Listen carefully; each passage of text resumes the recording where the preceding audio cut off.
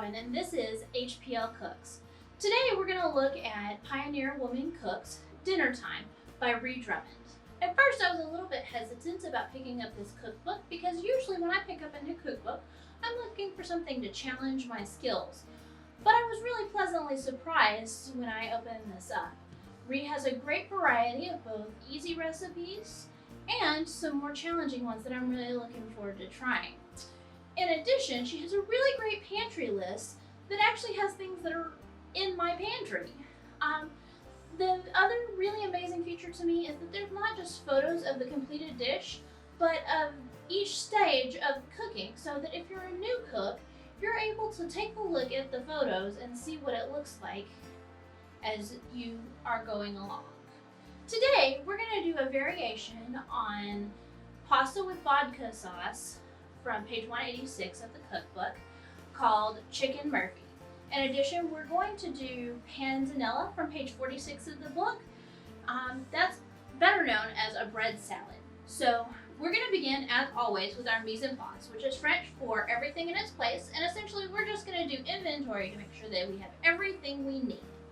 So for the Panzanella, we have some croutons. I made these myself. I took some ciabatta rolls and cut them in about 1-inch cubes, tossed them in olive oil and Italian seasoning, and then baked them in my oven at 275 for about 25 minutes.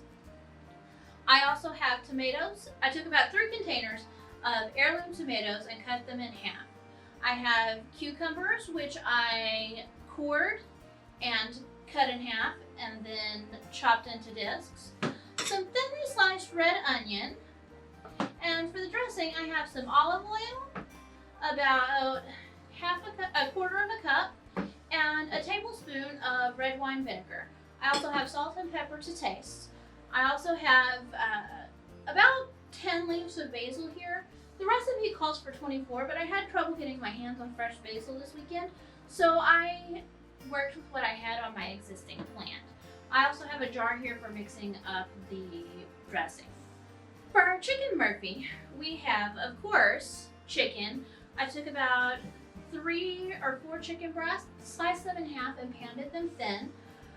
I have a cup of vodka, about a quarter of a cup to a half a cup of pickled jalapenos, a good amount of olive oil.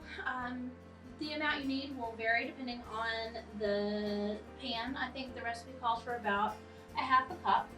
I have some red pepper flakes, some Italian seasoning. Mine has some dried onions in it, and about a cup and a half of cream. We're using a little more than the recipe calls for because we're adding some additional vegetables. I also have a 28-ounce can of crushed tomatoes and a 10-ounce can of Rotel. We're also going to be souping up our vodka sauce with mushrooms, some red bell pepper, and some onion. So let's begin with the Panzanella because it's required to sit for a little while afterward. We're going to begin with the Panzanella because the Panzanella needs to sit for a little while. So the first thing that we're going to do is we're going to mix up our dressing. To do that, we're going to take our olive oil, a quarter cup, pour it into a jar with our tablespoon of red wine vinegar. And we're going to add a little bit of salt and pepper, more or less based on your taste. I like salty everything, so I'm going to use a little more. And some pepper. There we go. And I'm going to put a jar lid on here, and I'm going to shake this for about 30 to 45 seconds. Shaking this creates a process called emulsification, which means that I'm taking things that don't usually mix together and causing them to bind. So when you're all done, you've got something that looks a lot like this. You don't have to use a jar. If you've got a cocktail shaker or pretty much anything with a lid, that's all you need. So next, we're going to toss in our tomatoes and our cucumbers. And you can use salad tongs. I just like to get in here with my hands. Be sure and mix them all up nice and good so that you've got a nice variety of everything and the tomato juices can seep in and soften up your croutons.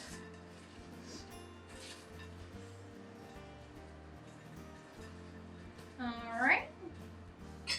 Get that stray cucumber back in there. Now we're ready to, and then we're going to take some shaved Parmesan and put it on top here and toss it in.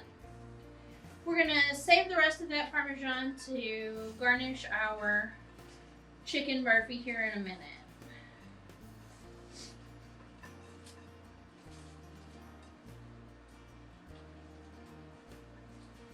Alright, now we're going to pour our salad dressing in here and give it another toss. But first we're going to add some basil. And we're going to save a little bit of that basil to garnish our chicken Murphy as well. So we're just going to drizzle this dressing on here. You want to drizzle it now and let it set so that it's softening the bread while everything's waiting to cook.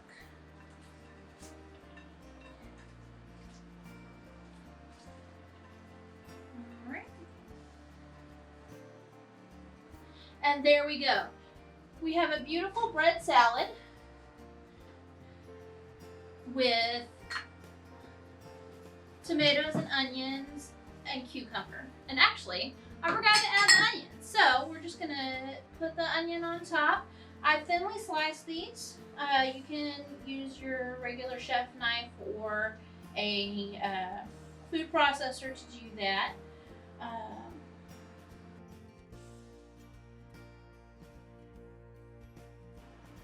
I'm leaving out the larger chunks of onions so that the onion flavor doesn't overpower this lighter ingredients.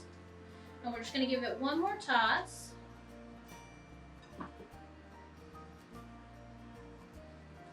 And there we go. Now we're ready to begin our chicken Murphy. So the first thing that we need to do is preheat our pan to get our chicken ready. You always want to saute your meat in a pan that is very hot. It creates a quick sear and seals in all the nice juices. So I'm going to take a little bit of olive oil. I don't want too much, just enough to kind of coat the bottom of the pan.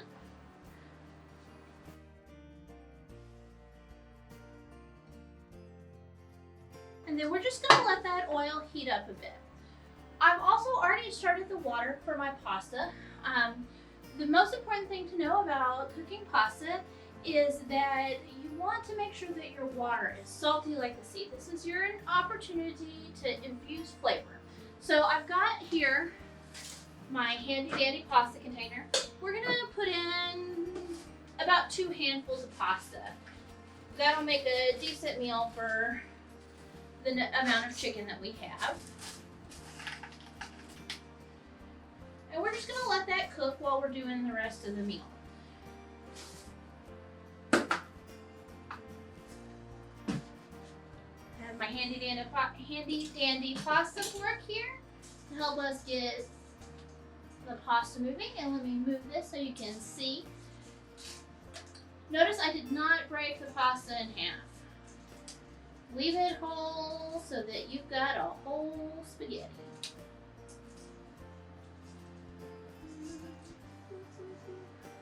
As the pasta starts to weaken in the water, we're gonna let it do its thing. Making sure that that is getting hot. Alright, so our chicken here has been cut in half and pounded thin. And now I'm just going to take a little bit of Italian seasoning.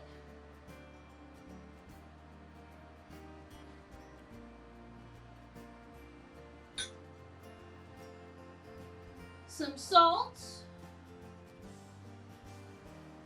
And some pepper.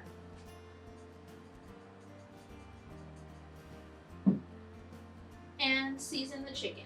When you're using chicken, be sure and wash your hands Anytime that you have touched the meat, notice that I am using a separate hand than the one I just touched the meat with to handle anything else until I am able to go and use the sink. And here we go. Now we're ready to cook. Now that our pan is preheated, we're ready to put our chicken in. Now, when you put your chicken in, you want it to make a nice sizzle. You hear that? So that it will sear off quickly. So, on the Food Network, they call it listening for raucous applause. And I could fit a little more chicken in here, but I want to leave it some room to cook.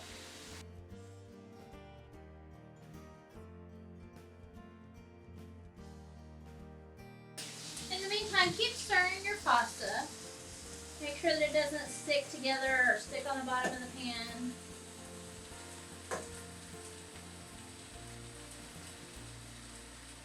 And I'm actually going to turn this down a little bit so that it doesn't cook a lot faster than my chicken.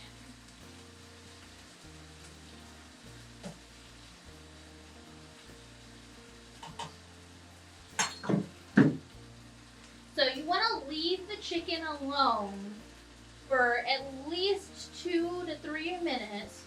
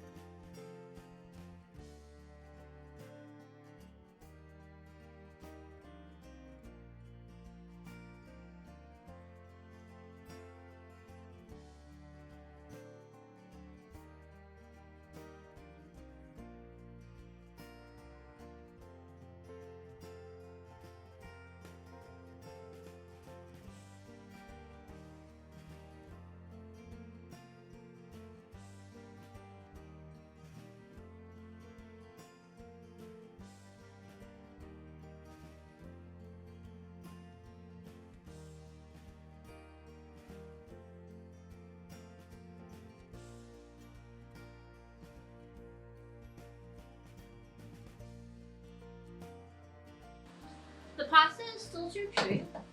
You want it to have a little bit of a chew to it, but not too much. So we'll let that keep going and keep working on our chicken and then our sauce.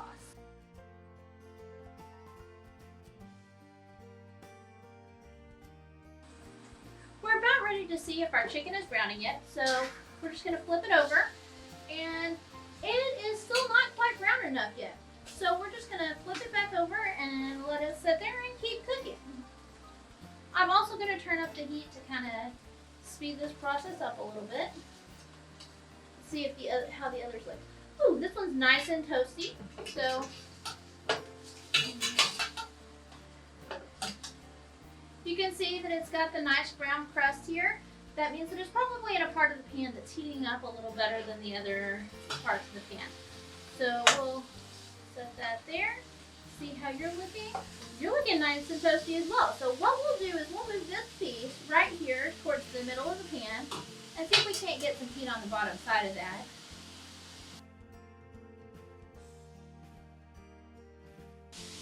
And periodically, this pan's not very even on my burner, so I'm just going to try to redistribute the oil a little bit.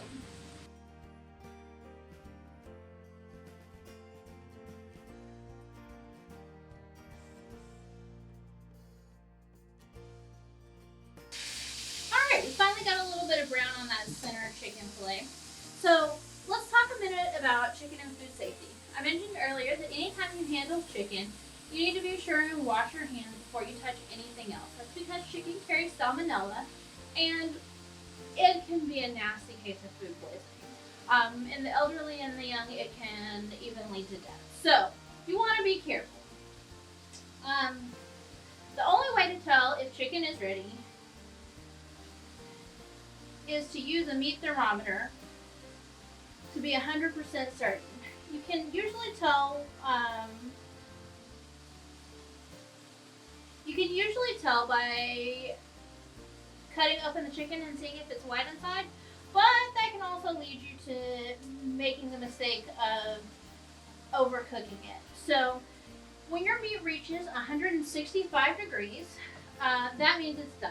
You can actually let it take it off a little bit before that and let carryover cooking, which is when food continues to cook itself as it cools off from being in the pan, take over. So this one was ready to go. Let's check the others here. You want to stick your probe in the thickest part of the meat. This one's still not quite ready yet.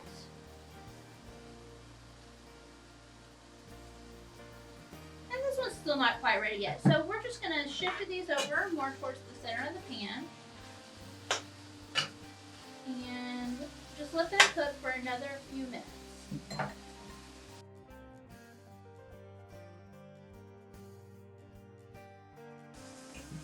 Be sure and keep an eye on your pasta.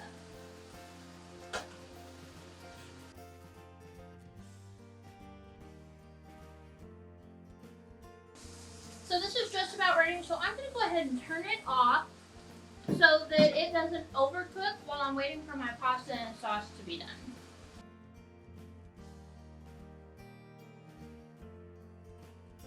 Alright, we've got another one that is ready to come off the fire. At this point, I'm going to go ahead and start the next couple of chicken thighs. I'm going to add just a teeny bit more olive oil. Not very much, just a little to even it out. And we're just going to put in the next two pieces of chicken breast.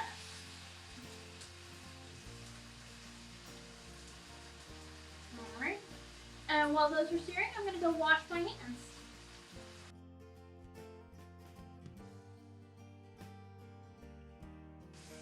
Alright, let's check this lone little guy over here. See how he's doing.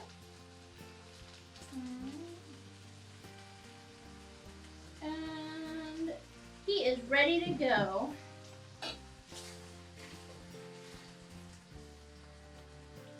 And we'll drop the next one in. Alright, our final piece of chicken is starting to finish up here, so we're just going to test the temperature. And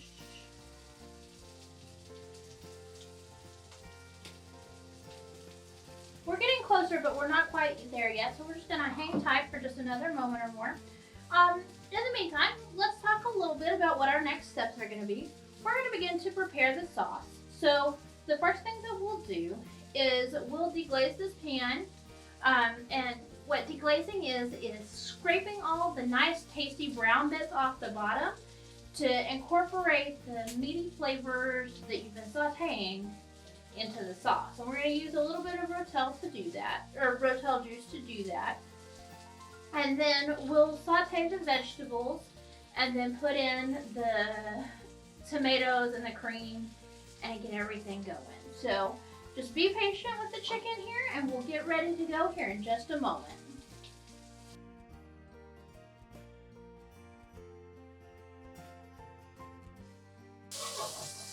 From here you can see how nicely browned the chicken is, and you've got all the nice brown bits here.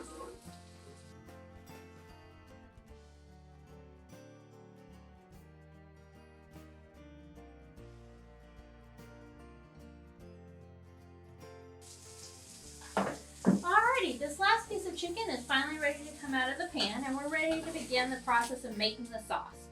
So, as I mentioned, we're going to deglaze the pan by applying some liquid, and we're going to use the juice of the Rotel so that we get the nice,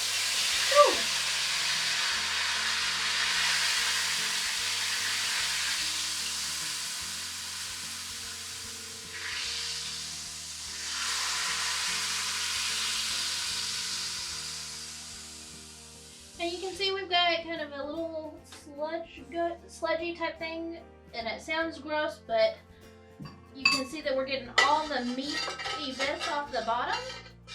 And this is going to form the base of our sauce. So I'm just going to scrape some of the bits, keep scraping some of the bits off, and letting this reduce a bit. And we'll get that nice peppery tomato flavor for the base of our chicken burger. Alright. So now that we've scraped at the bottom, we're going to start, we're going to lower the heat on this just a little bit. And I'm going to start by adding some garlic. Even the best mise en place, you forget something. And I forgot to mention this at the beginning of the video. But we're here now. The Reed's recipe calls for 2 cloves of garlic. I ran out of garlic, so I have this pre-minced garlic. And I'm just going to be really generous with it because garlic is something that you measure with your heart. So I'm using about 3 tablespoons, give or take. And you're just gonna mix that into the pan and let it saute a little bit until your kitchen smells like garlic. And then you're gonna do the same thing with the onions.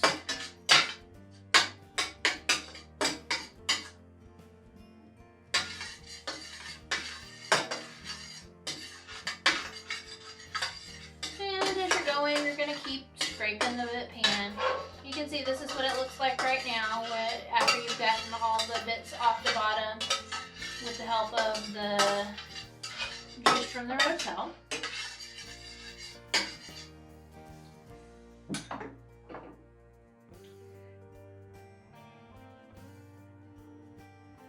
And now we're ready to add in our onion.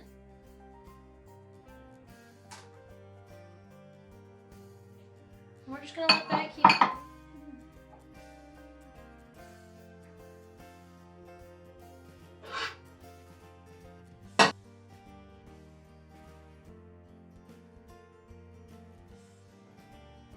Once our onions have started to soften up a bit and you can smell the onions wafting through, we're going to deglaze the pan again with our cup of vodka. And we're just going to let that simmer and bubble for a little bit to cook off some of the alcohol flavor. And then we're going to start adding in our peppers and mushrooms.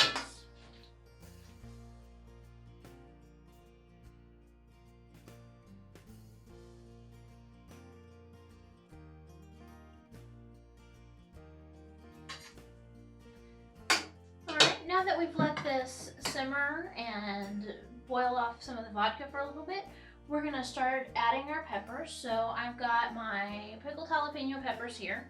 I pickled these jalapenos myself with a little bit of vinegar and water and sugar. Just took about 10 minutes.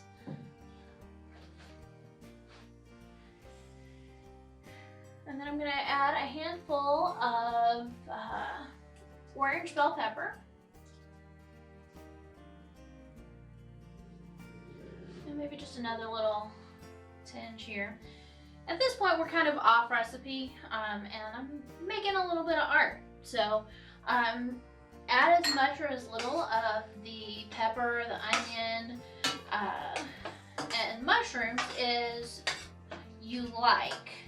But be aware that the more vegetables that you put in here, the more tomato sauce and cream you're going to need to balance it out. So now I'm going to add the mushrooms. The mushrooms go last because they're a little more delicate. And we're just going to add those in and get those going really good.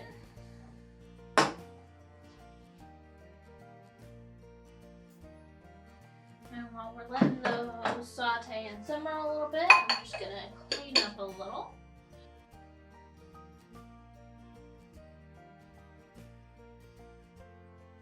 I'm going to let these simmer for a bit, and then I'm going to go wash my hands.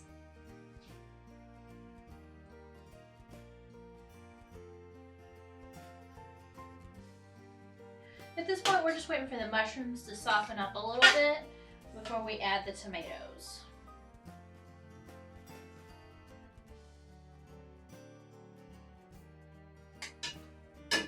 Alright, the mushrooms mushrooms look like they have gotten a bit softer now. So what we're going to do is we're going to add our crushed tomatoes. You can also use tomato sauce or pureed tomatoes. Let me get a spoon here and scrape all this tomatoey goodness out. Now the recipe calls for a 14-ounce can. I'm using 28 because we're using the additional vegetables here. I'm also adding some Rotel to add to the kind of spicy kick that you would expect from this Chicken Murphy. I like to think of this Chicken Murphy as almost a Tex-Italian dish, honestly, with the jalapenos and the Rotel. So we're just going to mix this in and we're going to let it simmer for a little bit.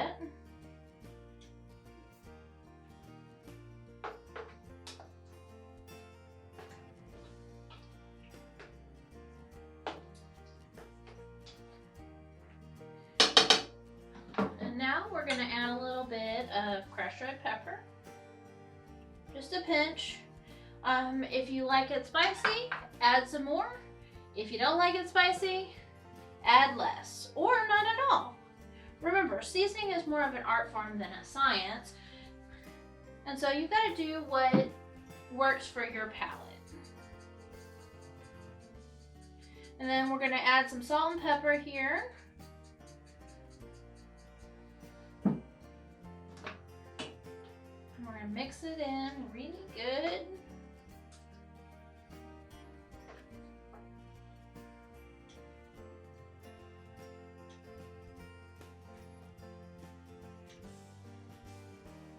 I'm having a little bit of trouble with the safety features on my stove top here, so that's why I keep playing with the temperature to make sure that my stove top stays on.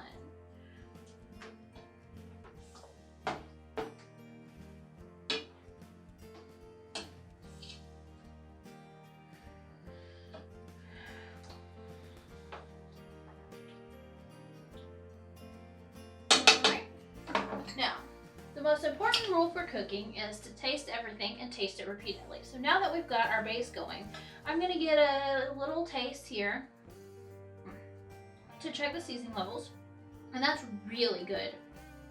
You got a little bit of kick from the jalapeno and the red pepper, and plus all that bright acidity from the tomato. So we're just going to let this sit and simmer for a little bit. And then we'll add the cream and wrap up.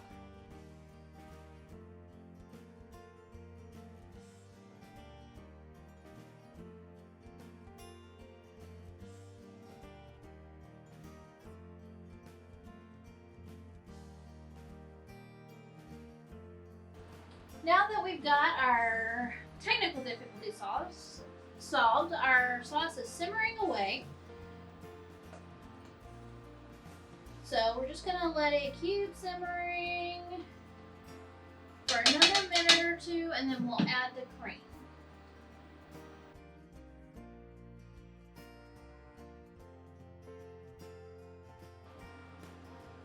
Alright, now we're ready to add the cream. Again, I'm using a little more cream than the recipe calls for, because we have a higher volume of vegetables to contend with, and we want a sauce that is saucy and not just vegetable-y. So we're going to stir this in.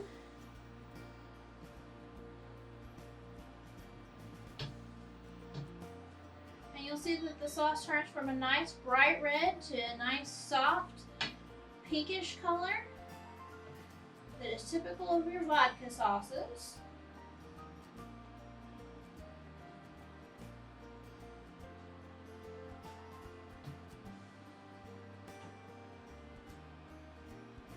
Okay, now we're going to taste this again and see what we're looking at.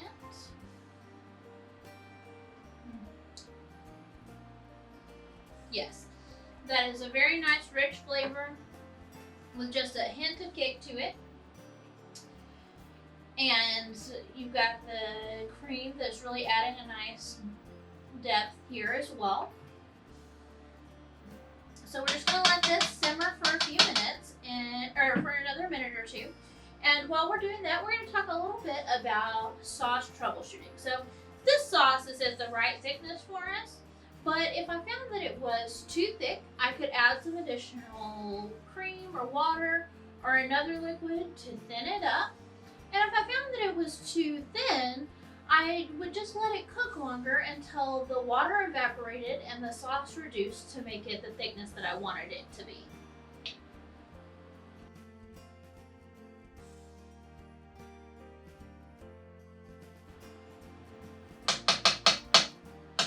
Alright, now that we've let this sauce simmer a bit, I'm going to scoop out a couple of ladles full to top my chicken with.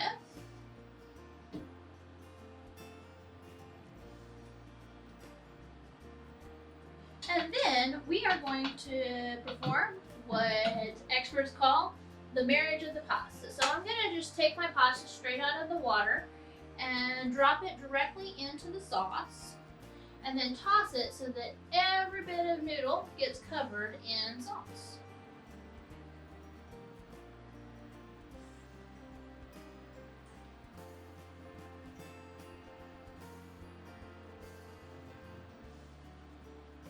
We're going to go ahead and turn off our burner here.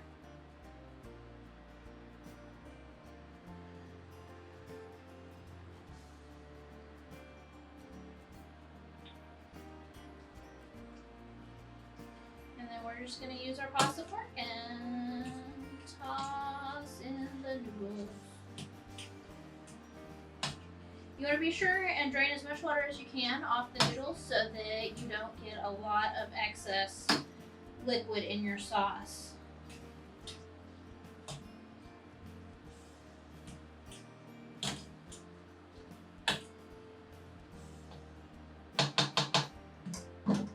Alrighty, and now we're ready to serve.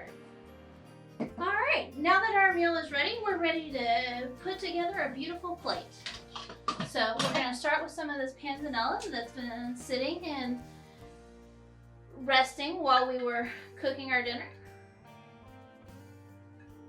Then we're going to get a tong full of pasta, kind of swirl it on here. Piece of chicken.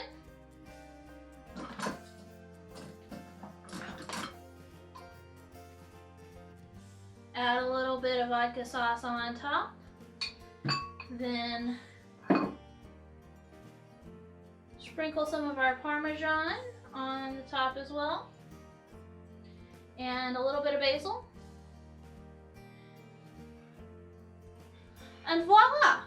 We have a beautiful, delicious chicken Murphy. Enjoy your cooking!